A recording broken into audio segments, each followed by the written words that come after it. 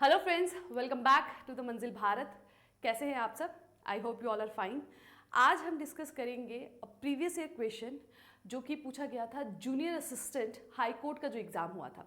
आप सबने नोटिफिकेशन देखी होगी, रिसेंटली एक नोटिफिकेशन आई थी जिसमें ये बताया गया था कि जूनियर असिस्टेंट का जो हाई कोर्ट का जो एग्ज़ाम कंडक्ट होने वाला है that will be OMR based, CBT based नहीं होगा क्योंकि बहुत ज़्यादा एप्लीकेशन फॉर्म्स उसमें लगे हैं, तो वो OMR बेस्ड होगा। तो चांसेस हैं कि बहुत जल्दी ही उसकी जो फाइनल डेट है जिस दिन एग्ज़ाम कंडक्ट किया जाएगा वो भी आउट हो जाएगी। तो आज आपके लिए मैं लेके आई हूँ कुछ प्रीवियस ईयर के क्वेश्चंस जो कि जूनियर असिस्टेंट के एग्ज़ाम में पूछे जाएंगे। तो अगर हम उसका सिलेबस देखें तो 80 मार्क्स का जो है वो आपका एग्ज़ाम रहने वाला है, जिसमें 30 मार्क्स के इंग्लिश रहेगी, 10 मार्क्स विल बी फ्रॉम जो भी आपकी जॉब रिलेटेड क्वेश्चंस हैं, जो कि हाई कोर्ट्स के रिलेटेड क्वेश्चंस हैं वो 10 मार्क्स के रहेंगे, 15 मार्क्स की रहेगा कंप्यूटर और 25 मार्क्स का जो है that will be from the GK और करंट अफेयर्स। ठीक है, तो इस तरह का जो है पैटर्न है एग्जाम का। तो आज हम इंग्लिश को छोड़ के बाकी जितने भी कंपोनेंट्स से क्वेश्चंस हैं प्रीवियसली पूछे गए हैं उन्हें आज हम डिस्कस करेंगे, ताकि यू गेट एन आइडिया कि अगर आपको जीके पढ़ना है या करंट अफेयर्स पढ़ना है तो किस तरह से पढ़ना है।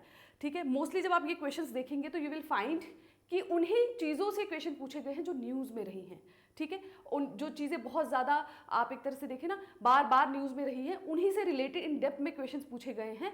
अदरवाइज कंप्यूटर्स के क्वेश्चंस आप देखेंगे तो इनपुट आउटपुट सॉफ्टवेयर हार्डवेयर इन्हीं सब में से क्वेश्चंस पूछे गए हैं। ठीक है, तो टाइम वेस्ट ना करते हुए हम बढ़ते हैं पहले क्वेश्चन की तरफ। तो पहला क्वेश्चन है, full fledged high court of judicature for Jammu and Kashmir were establish in the year.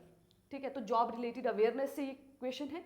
तो जब आप हाई कोर्ट के जूनियर असिस्टेंट के एग्जाम की प्रिपरेशन कर रहे हैं तो हाई कोर्ट की पूरी हिस्ट्री, कब वो बना, उसके जो चीफ जस्टिस है कैसे अपॉइंट होते हैं, पहले चीफ जस्टिस कौन थे, ये सब जानना आपके लिए ज़रूरी हो जाता है। ठीक है, तो उसी से एक क्वेश्चन है ये कि पहली बार जो हाई कोर्ट है, हाई कोर्ट का जो जुडिकेचर है वो जम्मू एंड कश्मीर में कब इस्टेब्लिश किया गया? 1927, 1925, 1926, 1927 और 1928। तो इसका करेक्ट आंसर है ऑप्शन नंबर डी, 1928। 1928 में उस टाइम के जो राजा हरि सिंह जी थे उनके द्वारा इस जो फुल फ्लेज हाई कोर्ट है उसके जुडिकेचर को इस्टेब्लिश किया गया था 1928 में। ठीक है, by the order number 1।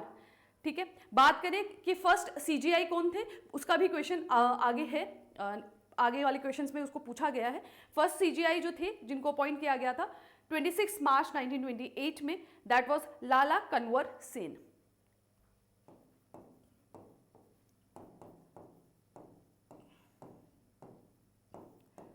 So he was the first CGI।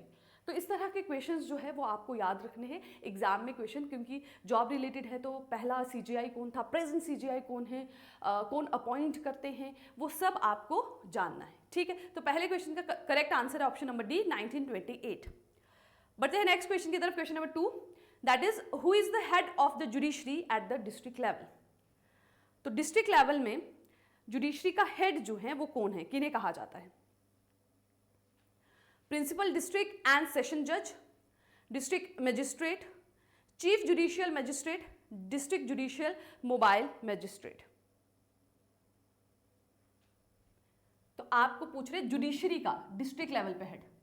ठीक है, जुडिशरी का ये भी आपको पूरा उसका जो प्रोसेस है, किस तरह से सिविल कोर्ट्स के लिए कौन सी जो है कोर्ट्स होते हैं, जो क्रिमिनल केसेस है उनके लिए कौन से होते हैं, सबऑर्डिनेट कोर्ट्स की पूरी हिरार्की जो है वो आपके लिए जानना जरूरी है।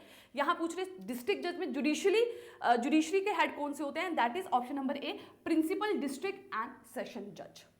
ठीक है, प्रिंसिपल डिस्ट्रिक्ट एंड सेशन जज, option number A is correct.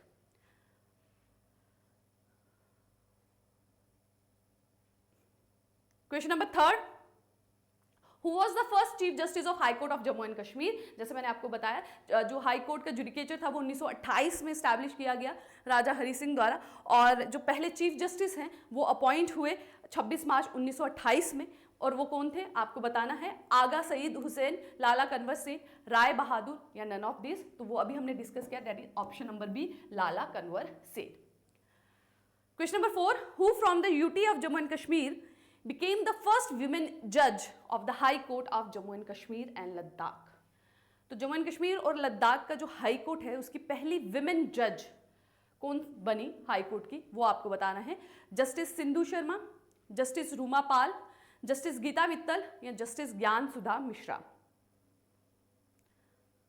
तो 1 अगस्त 2018 को ये अपॉइंट हुई थी and that is option number C, justice Gita Mittal.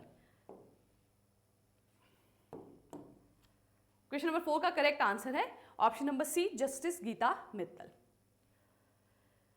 Question number 5, who is the chief justice of high court of Jammu and Kashmir and Ladakh. Present chief justice पूछे गए हैं, ये प्रीवियस ईयर का क्वेश्चन है।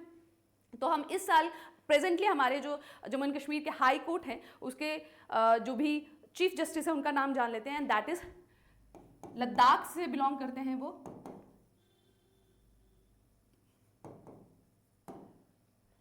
ठीक है, तो presently the chief justice of high court of Jammu and Kashmir and Ladakh is chief justice Tashi Rabstan.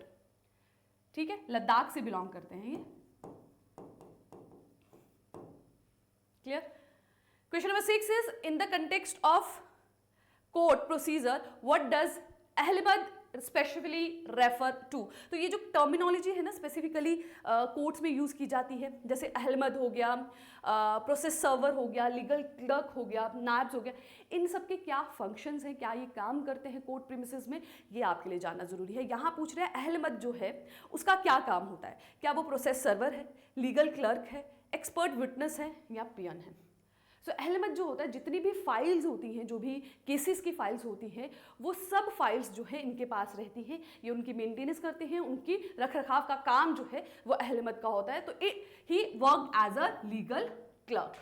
ठीक है, तो अहमद जो टर्म है that is for the legal clerk. Possession of files इनके पास होती हैं, जितनी भी कोर्ट केसेस की फाइल्स होती हैं वो इनके पास होती है, और जो भी फाइल जो है रिक्वायर्ड होती है वो ये ला के देते हैं। So that is legal clerk.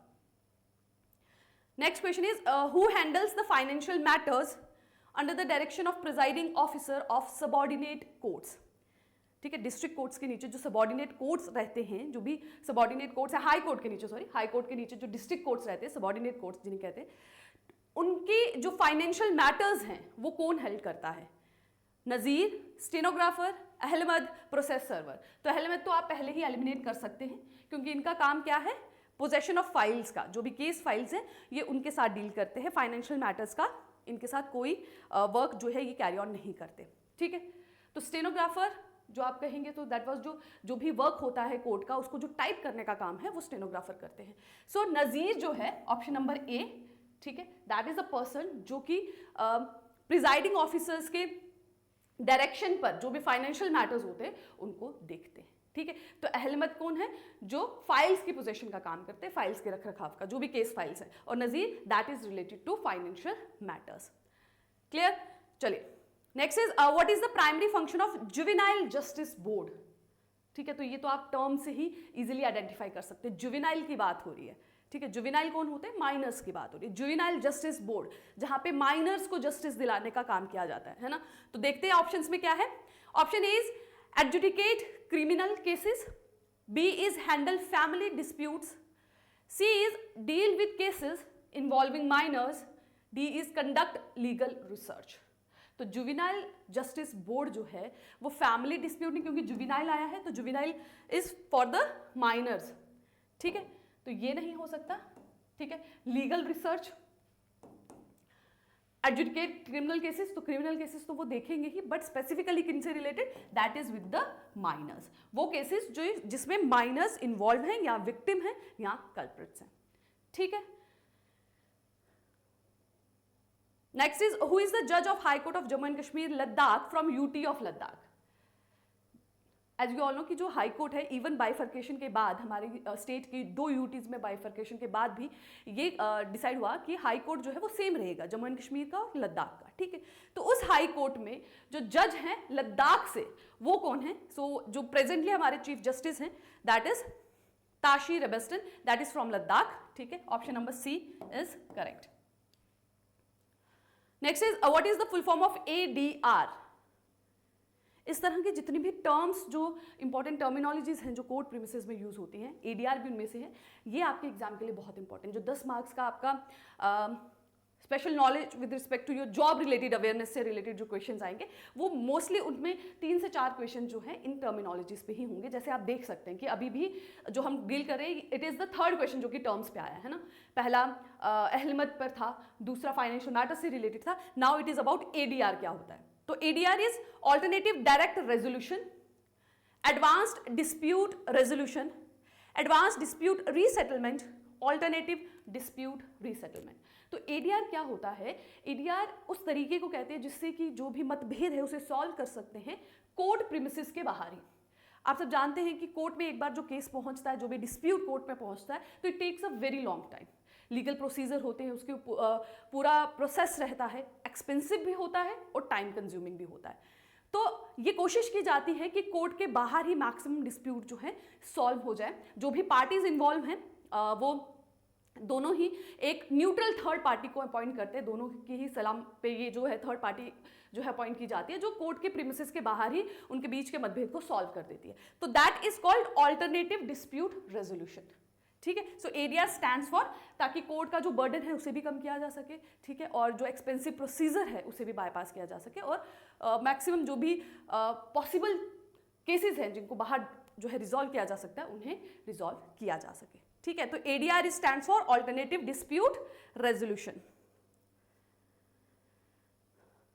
सो जो भी प्रोसेस होता है एडीआर में वो उतना फॉर्मल नहीं होता, ठीक है, उतना स्ट्रिक्ट नहीं होता, एक्सपेंसिव नहीं होता। जैसे मैंने आपको बताया, एक न्यूट्रल थर्ड पार्टी को अपॉइंट किया जाता है दोनों की ही सलाह पर, ठीक है, वो किसी के भी फेवर पे नहीं होंगे, न्यूट्रली दोनों का केस सुनते, एंड जो भी वो फाइनल डिसीजन लेते हैं वो दोनों पार्टीज को मान्य होता है। ठीक, चलिए बढ़ते अगले क्वेश्चन की तरफ। विच of the following computer, now ये 10 क्वेश्चन जो हैं वो ओवर हो गए जॉब रिलेटेड अवेयरनेस से। ठीक है, now moving towards the computer section, जहां से आपको 15 क्वेश्चन जो है एग्जाम में आएंगे। ठीक है, सो क्या है पहला क्वेश्चन?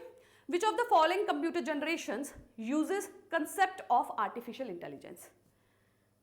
आर्टिफिशियल इंटेलिजेंस का जो कंसेप्ट है वो किस जनरेशन के कंप्यूटर में इस्तेमाल किया जा रहा है? Second generation, third generation, fourth या फिफ्थ? तो रीसेंट आर्टिफिशियल इंटेलिजेंस जो है वो रीसेंट फिनोमिना है और इसको रीसेंट जनरेशन में यूज किया जा रहा है, that is fifth generation computers. Option number D. ठीक है, मोस्टली आप देखेंगे कि जो कंप्यूटर से जो भी क्वेश्चंस आते हैं ना, किसी भी एग्जाम में सिमिलर क्वेश्चंस ही आते हैं। आप अगर और कोई एग्जाम अगर आप स्टेट लेवल का दे रहे हैं जहाँ पर भी कंप्यूटर सेक्शन से क्वेश्चंस डिराइव हो रहे, सिमिलर ही पैटर्न पे क्वेश्चंस आते हैं। तो आप एक बार अगर इस सेक्शन की अच्छे से प्रिपरेशन कर लेंगे तो बाकी हर एग्जाम जिसके लिए भी आप प्रिपेयर कर रहे हैं वहाँ पे आप इजिली इस कंपोनेंट को जो है अटेम्प्ट कर सकते हैं। Next is which of the following is valid storage type. Valid storage type, UPS is uninterrupted power supply, जो कि बैकअप देता है पावर का, ताकि पावर सप्लाई खत्म होने पे जो है डेटा जो है वैनिश ना हो जाए, उसके लिए अनइंटरप्टेड पावर सप्लाई पावर का बैकअप देता है। कीबोर्ड क्या है? ये तो हार्डवेयर है, ठीक है, डेटा एंटर करने का प्रोसेस, टेक्स्ट, कमांड्स, न्यूमरल्स आप सब ऐड कर सकते हैं। नेक्स्ट इज पेन ड्राइव, ठीक है, पेन ड्राइव जहाँ पे आप चीज़ों को स्टोर करके रख सकते हैं डेटा को। ALU is a part of CPU जो कि अरिथमेटिक और लॉजिक फंक्शन परफॉर्म करता है। ठीक है, तो क्वेश्चन क्या पूछ रहा है वैलिड स्टोरेज डिवाइस। तो यहाँ पे तो स्टोरेज डिवाइस एक ही है, that is option number C, pen drive. आप सभी ने पेन ड्राइव यूज भी की होगी और देखी भी होगी, दैट इज पेन ड्राइव जो है वो वैलिड स्टोरेज डिवाइस है। ठीक, चलिए question number 13, a dash module is a device that converts spoken words into information that the computer can recognise and process. क्या पूछ रहे हैं?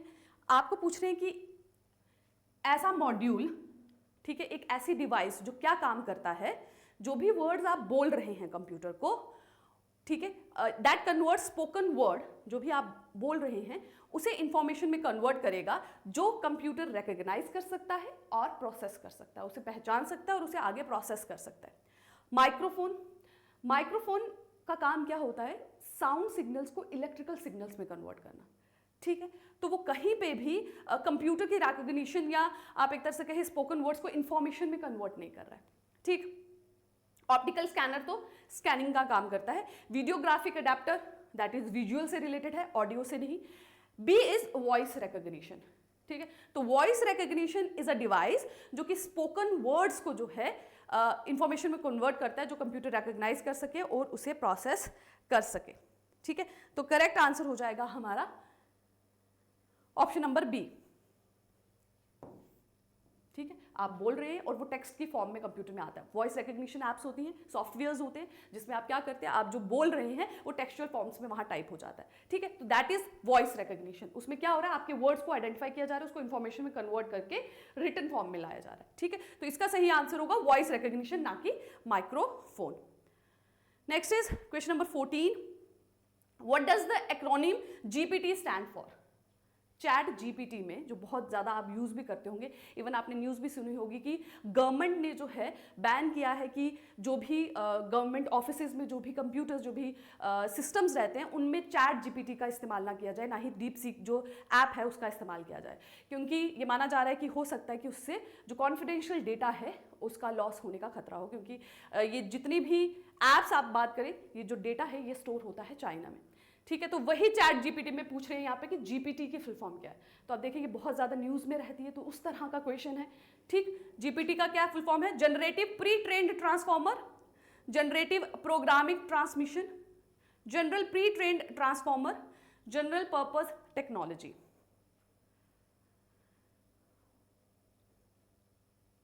सो correct answer is option number A, generative pre trained transformer. ठीक है, chat GPT में GPT की क्या full form है? Generative pre trained transformer.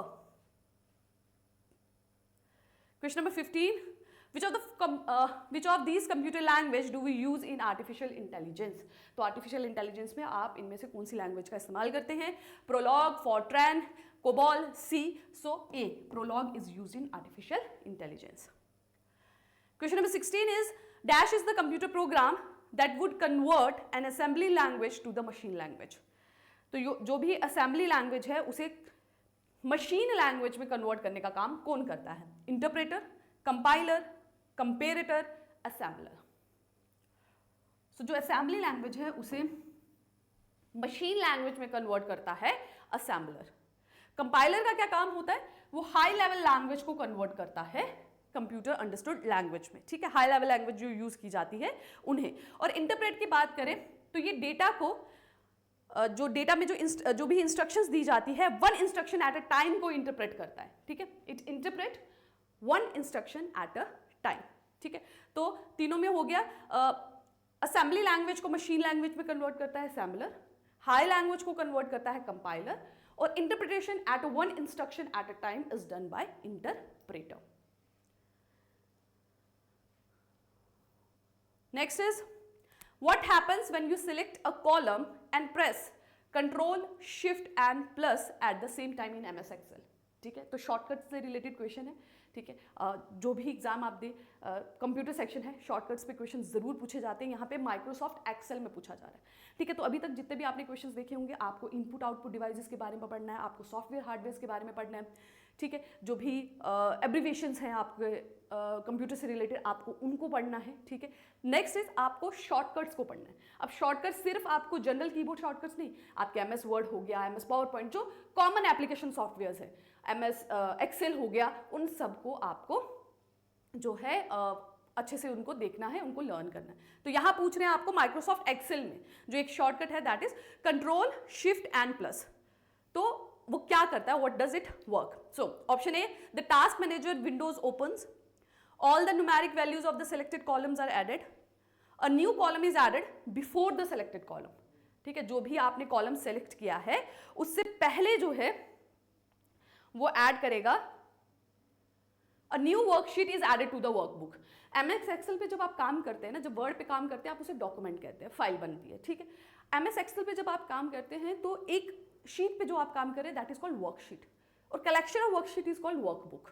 ठीक है, एक्सेल में जब आप काम करते हैं तो ये पूछ रहे हैं कि वर्कबुक में एक वर्कशीट ऐड करते हैं जब आप कंट्रोल, शिफ्ट एंड प्लस करते हैं। ठीक है, तो इसका करेक्ट आंसर क्या है? Option number C. जो भी आपका सिलेक्टेड पोर्शन होता है उसे सिलेक्ट करने के बाद when you press control, shift and plus, एक नया कॉलम जो है वो ऐड हो जाता है सेलेक्टेड कॉलम से पहले। ठीक है, आप जानते हैं कि एक्सेल का काम आप रोज एंड कॉलम्स की फॉर्म में करते हैं।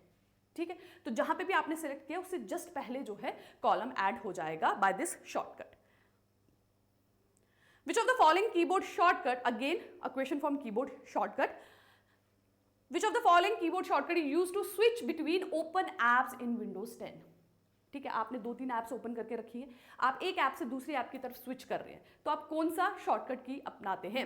Shift plus tab, shift alt plus tab, alt plus tab, alt plus shift.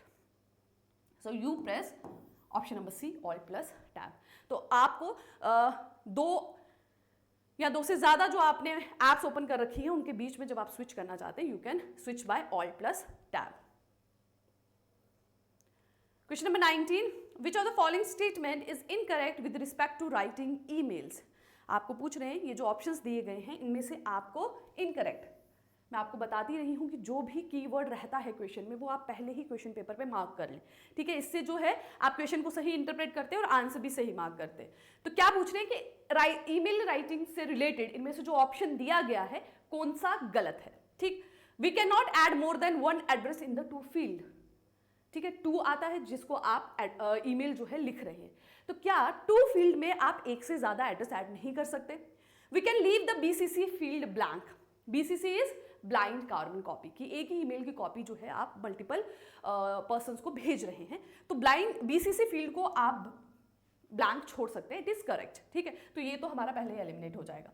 We can leave the CC field blank, CC is carbon copy. ठीक है, तो क्या आप उसको जो है ब्लैंक छोड़ सकते हैं? The 2 and CC fields are often used interchangeably, this is also correct, इसे भी आप एलिमिनेट कर सकते हैं। We can not add more than 1 address, this is not correct, क्योंकि आप 2 के ऑप्शन में एक से ज्यादा एड्रेसेस ऐड कर सकते हैं, आप मल्टीपल पर्सन्स को जो है सेंड वो भेज सकते हैं, दैट इज योर एड्रेस। ठीक है, और सीसी ब्लैंक को आप जो है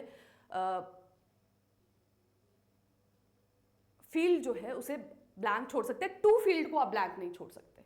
ठीक है, इस फील्ड को 2 वाली जो फील्ड है उसे आप ब्लैंक नहीं छोड़ सकते। ठीक है, तो option number A will be correct related to question number 19, that is we can not add more than 1 address in the 2 field. आपको इनकरेक्ट पूछ रही है, तो this is incorrect, we can add more than 1 address in 2 field. Question number 20, which of the following icon you use to add an attachment to an email. आप लोगों ने जब भी कहीं ईमेल सेंड किया होगा तो जब आप अटैचमेंट ऐड करते हैं तो वो अटैचमेंट का जो ऑप्शन है वो एक आइकन से शो होता है, वो कौन सा आइकन है वो आपको बताना है। Stationery icon, paper clip icon, GIF icon, emoji icon. तो इस तरह से जो है आपका एक आइकन रहता है अटैचमेंट ऐड करने के लिए, है ना। तो ये किसका है? Paper clip icon. ठीक है, paper clip icon, option number B. तो ईमेल से रिलेटेड क्वेश्चंस है, तो आपको एप्लीकेशन सॉफ्टवेयर के बारे में पढ़ना है, इनपुट आउटपुट डिवाइसेस के बारे में पढ़ना है, हार्डवेयर सॉफ्टवेयर के बारे में पढ़ना है, जो भी कीबोर्ड शॉर्टकट्स हैं उनके बारे में पढ़ना है, ईमेल्स के बारे में भी आपको पढ़ना है। विच of the following is an example of page orientation. Question number 20 में है पेज ओरिएंटेशन का। ठीक है, आप स्मार्टफोन्स भी यूज करते हैं, तो पेज ओरिएंटेशन का जो है एप्लीकेशन सॉफ्टवेयर जो पावर पॉइंट में है उसमें भी पेज ओरिएंटेशन का आता है। इसमें से आपको बताना है जो 4 ऑप्शन है उनमें से कौन सा पेज ओरिएंटेशन का जो है एग्जाम्पल है। लैंडस्केप, सबस्क्रिप्ट, सुपरस्क्रिप्ट, A4 तो शीट का साइज होता है। ठीक, सबस्क्रिप्ट और सुपरस्क्रिप्ट, ठीक है, ये आप जो अल्फाबेट है उसे ऊपर या नीचे लिख रहे हैं ये वो शो करता है। Page orientation is about landscape, portrait and landscape, 2 orientation होते हैं। ठीक है, कि आप वर्टिकली दिखा रहे हैं कि हॉरिजॉन्टली दिखा रहे हैं, so that is about the page orientation, portrait and landscape. तो सही आंसर हो जाएगा option number A. Microsoft word is dash software. तो अभी मैंने आपके साथ डिस्कस किया कि आपको एप्लीकेशन सॉफ्टवेयर को पढ़ना है। ठीक है, तो एप्लीकेशन माइक्रोसॉफ्ट वर्ड जो है वो कौन सा सॉफ्टवेयर है? That is a application software, it's not a system software. System software क्या होता है? ऑपरेटिंग सिस्टम होता है। ठीक है, जो सारे प्रोसेसेस ऑफ कंप्यूटर के जो बेसिक प्रोसेस है उनको कवर करने में हेल्प करता है। सिस्टम सॉफ्टवेयर, एप्लीकेशन जो किसी पर्टिकुलर एप्लीकेशन, अब जैसे माइक्रोसॉफ्ट वर्ड है वहां आप फाइल बना सकते हैं, पावर पॉइंट पे आप प्रेजेंटेशन कर सकते हैं, एक्सेल शीट आपको क्रिएट करनी है तो आप MS वर्ड में नहीं करेंगे, MS एक्सेल में करेंगे। तो कुछ स्पेसिफिक एप्लीकेशन के लिए इन सॉफ्टवेयर को डेवलप किया जाता है। So MS Word is application software.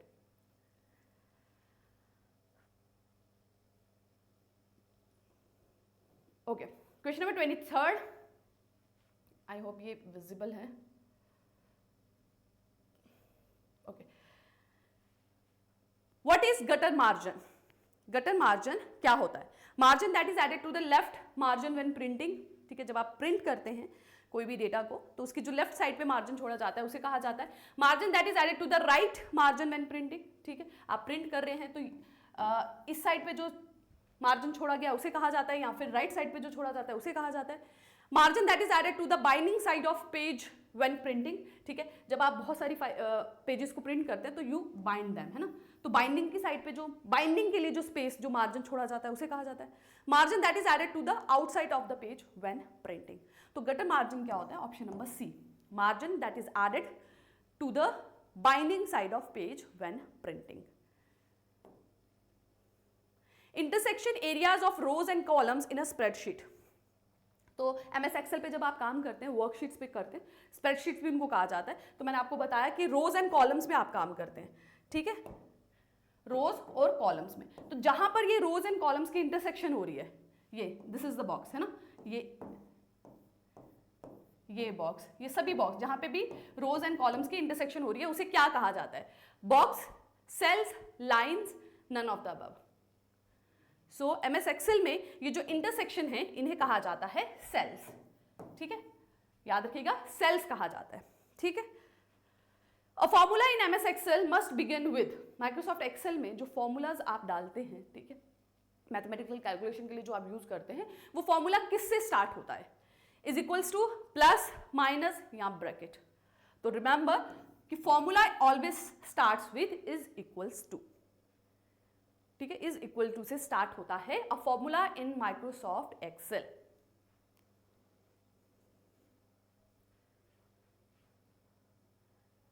Okay, next is the theme of India's G20 summit 2023। तो अब है आपका जीके से रिलेटेड क्वेश्चंस, करंट अफेयर से रिलेटेड क्वेश्चन। तो 2023 में जो G20 हुई है उससे रिलेटेड क्वेश्चन पूछा गया। ठीक है, तो जो भी रिसेंट लास्ट 1 ईयर में जो भी एक्टिविटीज़ हुई हैं, जो भी ऑर्गेनाइजेशंस के जो है स्पेशल प्रोग्राम्स हुए हैं, उन सब को आपको उनकी कहाँ पर हुआ है, क्या उनकी कॉम्पोजिशन है, किस ओकेजन पे हुआ, ये सब आपको ध्यान रखना है। ठीक है, तो पहला क्वेश्चन क्या पूछ रहे हैं? The theme of India's G20 summit 2023 में जो G20 समिट हुई, जिसकी जो प्रेसिडेंटशिप है इंडिया के पास थी, उसका जो थीम है वो क्या थी, ये पूछ रहे हैं। अहिंसा, परमोधन, प्रवासी लोक अयाम, बंधुरायाम नीति, वसुदेव कुटुंबकम। सो G20 समिट जो 2023 में हुई थी उसका थीम था वसुधैव कुटुंबकम। Next is where is the headquarter of G20। ठीक है, G20 से रिलेटेड 2 क्वेश्चंस। ठीक है, बहुत ज़्यादा न्यूज़ में थी क्योंकि इंडिया के पास प्रेसिडेंटशिप थी। तो G20 से एक और क्वेश्चन पूछा गया, दैट इज कि हेडक्वार्टर कहाँ पर है। तो G20 के हेडक्वार्टर की बात करें तो इसकी जो प्रेसिडेंटशिप है ना, ये कोई फिक्स हेडक्वार्टर नहीं है, वो रोटेट होती रहती है। ठीक है, तो option number D will be the correct, none of the above. Next is who receive Nobel peace prize for year 2023। 2023 के नोबेल पीस प्राइज की बात की जा रही है कि किन्हें मिला था? Jon Fosse, Drew Weissman, Narges Mohammadi, Claudia Goldin.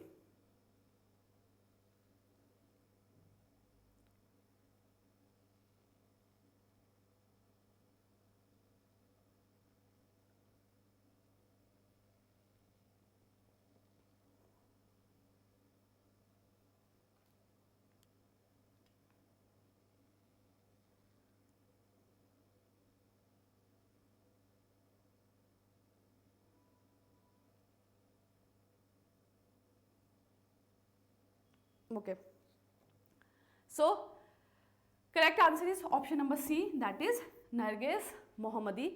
ठीक है, ये इन्हें मिला था, ह्यूमन राइट एक्टिविस्ट हैं ईरान की, ईरान से बिलोंग करती हैं, ह्यूमन राइट एक्टिविस्ट, इन्हें मिला था ये Nobel peace prize for the year 2023। Women's के राइट्स के लिए इन्होंने बहुत ज़्यादा काम किए थे, तो इन्हें मिला 2023 का नोबेल पीस प्राइज। ठीक है, कमेंट सेक्शन में आप मुझे बताएंगे कि इस साल का 2024 का नोबेल पीस प्राइज किन्हें मिला है और क्यों मिला है। ठीक है, कमेंट सेक्शन में मुझे ज़रूर बताइए, क्योंकि प्रीवियस ईयर का नहीं, अब क्योंकि नोबेल पीस प्राइज से रिलेटेड क्वेश्चन है, तो आपको जो 2024 के नोबेल प्राइजेस हैं, फिजिक्स, केमिस्ट्री, इकोनॉमी, उन सब के, लिटरेचर किन किन को मिला है, किस किस कैटेगरी में मिला, वो सब आपको याद रखना है, कोई भी क्वेश्चन उसमें से आ सकता है। Question number 29, the 19th all India legal service authorities meet was held at. तो लीगल सर्विसेज अथॉरिटी की जो मीट है, because high court junior assistant का क्वेश्चन है, तो इस तरह की मीटिंग अगर होती है जो लीगल अथॉरिटीज़ की है वो इंपॉर्टेंट हो जाती है। वहाँ वो कहाँ हुई थी? 19th all India legal service authorities meet, Jaipur Rajasthan, Srinagar JNK, Nagpur Maharashtra या Hyderabad Telangana. So that was held in Jammu and Kashmir. तो दो इंपॉर्टेंट पॉइंट्स है जिस वजह से ये क्वेश्चन आया है, एक तो श्रीनगर में हुई थी, जम्मू एंड कश्मीर में, ठीक है, और दूसरा it is of all India legal service authorities meet, ठीक है। तो दोनों ही वजह से ये क्वेश्चन जो है इंपॉर्टेंट हो जाता है। नेक्स्ट है question number 30। Prime minister Narendra Modi has launched a new ₹75 coin to mark the new parliament building. तो नई पार्लियामेंट की बिल्डिंग बनी, ठीक है, तो उससे रिलेटेड भी बहुत सारे क्वेश्चंस पूछे गए हैं। तो नई पार्लियामेंट की बिल्डिंग जब तैयार हुई, उसकी इनॉग्रेशन हुई, तो उसी की आप एक तरह के सम्मान में एक नया कॉइन जो है वो इशू किया गया, ₹75 कॉइन, ठीक है। तो उसमें कुछ इंस्क्रिप्शन, कुछ लिखा हुआ था वहां पर देवनागरी स्क्रिप्ट में, तो वो क्या है ये आपको बताना है। सत्यमेव जयते, अहम ब्रह्मास्मि, संसद संकुल, वसुधैव कुटुंबकम।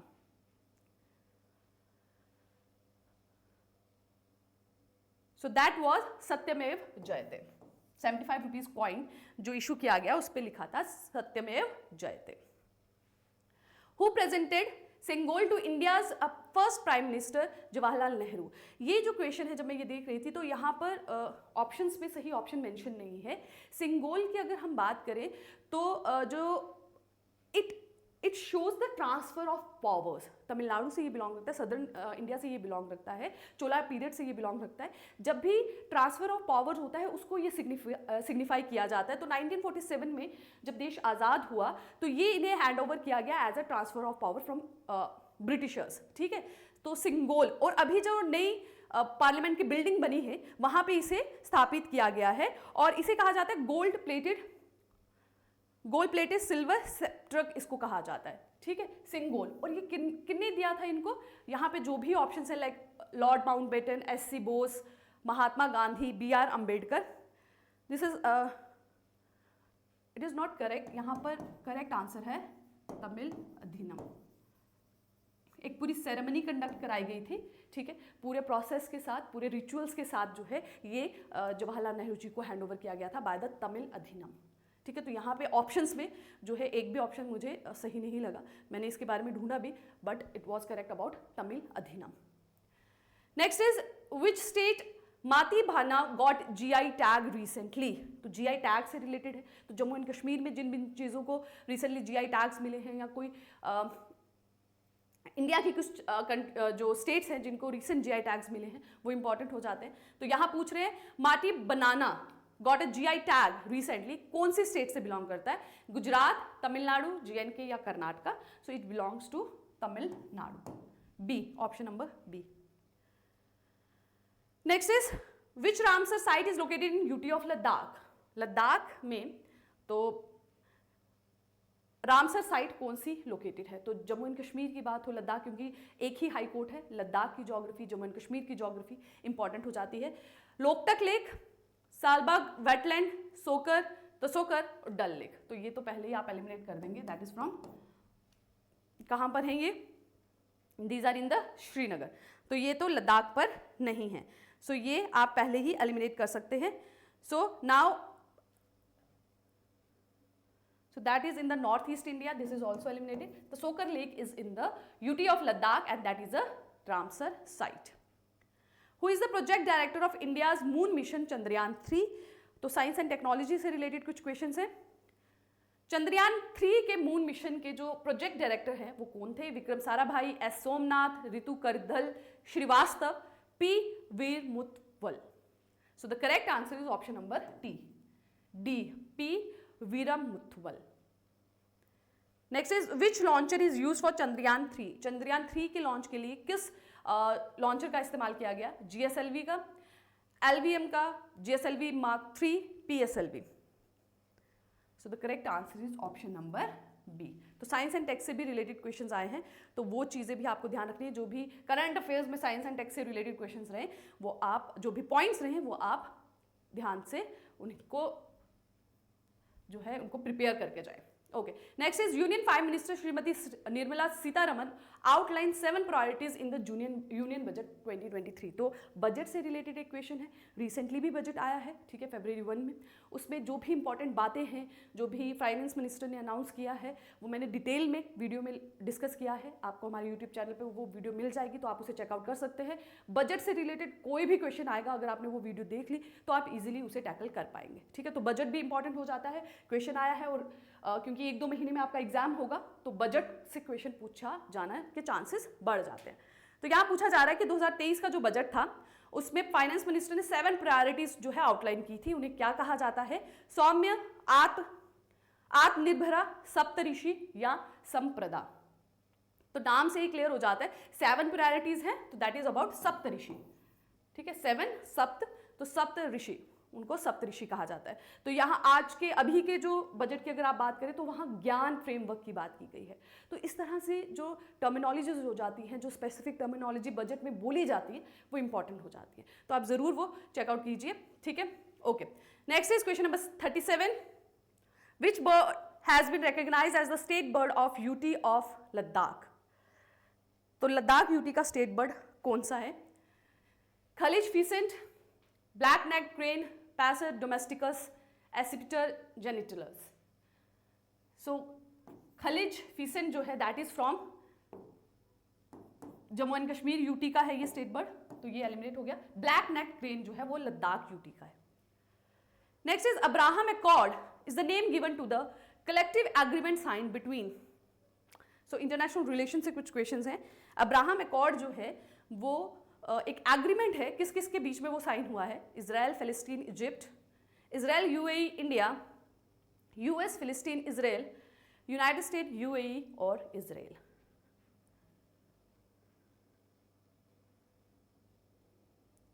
So that is option number D, UAE और इजराइल और यूएस के बीच में हुआ है ये Abraham accord. Question number 39, the Chief Election Commissioner and other election commissioner appointment condition of service and term of office bill 2023, ठीक है, 2023 में ये जो बिल इंट्रोड्यूस किया गया in the Rajya Sabha, seeks to remove dash from the panel to select the Chief Election Commissioner and Election Commissioner. Just a sec, okay. So article 324 election commission की establishment की बात करता है हमारे कॉन्स्टिट्यूशन में। तो वहाँ पे चीफ इलेक्शन कमिश्नर और इलेक्शन कमीशन को जो है नियुक्त करने के लिए एक कमेटी होती है, जिसमें प्राइम मिनिस्टर होते हैं, लीडर ऑफ ऑपोजिशन होते हैं, ठीक है, और नॉमिनेटेड यूनियन कैबिनेट मिनिस्टर रहते हैं। तो इसमें जो नया बिल जो इंट्रोड्यूस किया गया राज्यसभा में, जो कि वहाँ से पास भी हो गया है, सीक्स टू रिमूव किसकी? इस पैनल में से जो सिलेक्शन कमेटी है चीफ इलेक्शन कमिश्नर और इलेक्शन कमिश्नर के लिए, उनकी नियुक्ति के लिए जो पैनल बनाया जाता है उसमें से एक मेंबर को जो है रिमूव करने की बात की गई है। वो कौन है? Prime minister, leader of opposition, a nominated union cabinet minister या chief justice of India. So the correct answer is option number D. तो अब जो इस बिल में ये कहा गया है कि जो भी सिलेक्शन कमेटी रहेगी वहां पे 3 मेन मेंबर रहेंगे, that is PM, leader of opposition and a nominated union cabinet minister. So last question of today's session is, dash is the country's first ever frozen lake marathon which has been officially registered in the Guinness Book of World Records as the world's highest frozen lake marathon. तो country की पहली frozen lake marathon जिसको Guinness book of world record में भी स्थान मिला, वो कहाँ हुई ये आपको बताना है। Dal lake, Pangong lake, Roopkund lake या Tsomoriri lake. So the correct answer is option number B. तो आप देखेंगे कि जितने भी क्वेश्चंस आए, अब कुछ 30 क्वेश्चंस है that is related to general English. If you want next video lecture में मैं जरूर वो आपके साथ डिस्कस करूंगी। सो आप देखेंगे जितने भी जीके रिलेटेड क्वेश्चन आए हैं, जम्मू एंड कश्मीर के बेस पे पूछे गए हैं, लद्दाख से रिलेटेड पूछे गए हैं, या फिर जहाँ पे जो है जुडिशरी की बात की गई है उनसे रिलेटेड पूछे गए हैं, ठीक है, बजट से पूछा गया है, रिसेंटली जो भी मीटिंग्स हेल्ड हुई हैं, ठीक है, उनसे रिलेटेड क्वेश्चन आते हैं। तो इस तरह से आपको करंट अफेयर्स को अपने प्रिपेयर करना है। जो भी इंपॉर्टेंट चीज़ें हैं, मीटिंग्स हुई हैं जिसमें इंडिया बहुत इंपॉर्टेंट रोल प्ले करता है, वो सब आपको ध्यान रखना है। So that is it from my side. मिलेंगे नेक्स्ट वीडियो लेक्चर में कुछ नए MCQs के साथ। Till then take care and keep working hard.